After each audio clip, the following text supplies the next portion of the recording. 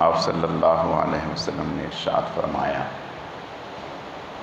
فرمایا اس دنیا میں آنے کے اعتبار سے تو ہم آخری امت ہیں، پہلی امتیں سب ہم سے پہلے گزر چکی،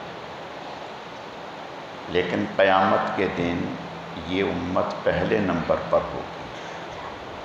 اللہ تعالیٰ پہلے اس امت کا حساب لیں گے۔ آپ صلی اللہ علیہ وسلم نے ارشاد فرمایا قیامت کے دن ہمیں اپنی طہارت اور پاکیزگی کی برکت سے گزرنے میں بہت آسانی ہوگی۔ آپ نے ارشاد فرمایا کہ جب ہماری امت کو باقی امتیں دیکھیں گی تو وہ ان کے لیے راستہ چھوڑ کے ایک طرف کھڑی ہو جائیں گی اور یہ گزرتے ہوئے جائیں گے۔ تو فرمایا جب یہ گزرتے ہوئے جائیں گے تو اس حال میں جائیں گے کہ ان کے چہرے سجدوں کے نشانات کی وجہ سے، سجدوں کی برکت سے چمک رہے ہوں گے اور پورے اعضاء ان کے چمک رہے ہوں گے۔ تو باقی امتیں جب اس امت کے لوگوں کو گزرتے ہوئے دیکھیں گی تو وہ یہ کہیں گے کہ یہ سارے کے سارے نبی ہیں، جبکہ نبی نہیں۔ صحابی فرمانے لگے یا رسول اللہ صلی اللہ علیہ وسلم، آپ قیامت کے دن اتنی بڑی خلقت ہوگی، اتنی مخلوق ہوگی، تو آپ اپنی امت کو کیسے پہچانیں گے کہ یہ میرا امتی ہے؟ وہاں تو بڑی دنیا ہوگی۔ آپ نے ارشاد فرمایا کہ میرا امتی جو ہوگا اس کا چہرہ بھی چمک رہا ہوگا جیسے 14ویں رات کا چاند ہوتا ہے، ہاتھ بھی چمک رہے ہوں گے، پاؤں بھی چمک رہے ہوں گے، دور سے پہچانا جائے گا کہ یہ حضور کا امتی ہے۔ اور یہ سب وضو اور طہارت کی برکت سے ہے۔ علماء نے لکھا، حدیث شریف میں آتا ہے کہ طہارت فرشتوں کی صفت ہے، فرشتے پاک صاف رہتے ہیں۔ جو آدمی جتنا زیادہ طہارت سے رہتا ہے اتنا ہی زیادہ فرشتوں کے ساتھ اس کی مشابہت ہوتی جاتی ہے۔ ایک صحابی حضور علیہ السلام کے پاس آئے، آ کر کے فرمانے لگے یا رسول اللہ صلی اللہ علیہ وسلم، رزق کی تنگی ہے، رزق میں کشادگی نہیں، کوئی ایسا عمل جس سے میرے رزق میں اضافہ ہو جائے، برکت ہو جائے۔ آپ نے ارشاد فرمایا ایک تو ہمیشہ باوضو رہو،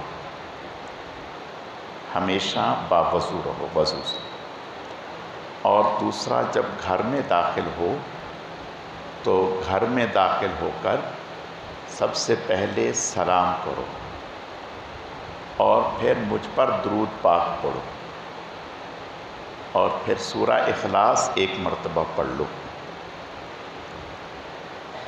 اس صحابی نے اس پر عمل کیا، اللہ پاک نے اتنی فراوانی دی کہ انہیں بھی فراوانی دی، ان کے آس پڑوس والوں کو بھی فراوانی دے دی۔ باوضو رہنا بہت اونچا عمل ہے۔ حدیث شریف میں آتا ہے جو شخص باوضو رہتا ہے اگر اس کی موت آ جائے تو شہادت کی موت ہے، شہادت کی موت۔ تو آپ صلی اللہ علیہ وسلم پر وضو کب فرض ہوا؟ حدیث شریف میں آتا ہے کہ جب آپ پر پہلی وحی آئی، اقرأ بسم ربک الذی خلق، جب یہ پہلی وحی آئی تو اس وقت یہ آیتیں حضور سے پڑھا کر حضرت جبرائیل علیہ السلام حضور علیہ السلام سے درخواست کی کہ اب آپ غار سے نیچے تشریف لے آئیں۔ آپ صلی اللہ علیہ وسلم غار سے نیچے تشریف لے آئے تو حضرت جبرائیل علیہ السلام نے اپنا پر مارا زمین پر، جس سے پانی کا چشمہ نکلا، اس سے حضرت جبرائیل علیہ السلام نے وضو فرمایا حضور علیہ السلام دیکھتے رہے۔ پھر حضور علیہ السلام نے وضو فرمایا، پھر جبرائیل علیہ السلام نے 2 رکعت نماز پڑھائیں۔ حضور علیہ السلام نے جبرائیل علیہ السلام کے ساتھ 2 رکعت پڑھی۔ یہ پہلا موقع ہے جب آپ پر وضو فرض ہوا، یعنی ایمان کے بعد، نبوت ملنے کے بعد سب سے جو پہلا حکم آپ کی طرف متوجہ ہوا وہ پاکیزگی اور وضو والا تھا۔ آپ گھر تشریف لائے اور حضرت خدیجۃ الکبریٰ رضی اللہ تعالی عنہ کو پورا واقعہ سنایا اور بتایا کہ اس طرح سے جبرائیل علیہ السلام تشریف لائے تھے اور انہوں نے آ کر کے مجھے تعلیم دی۔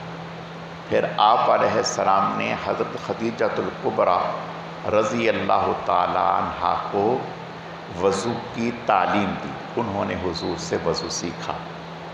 پھر اگلی نماز آپ علیہ السلام نے حضرت خدیجۃ الکبریٰ کے ساتھ ادا کی۔ اللہ تعالیٰ ہمیں سمجھنے کی، عمل کرنے کی توفیق عطا فرمائے۔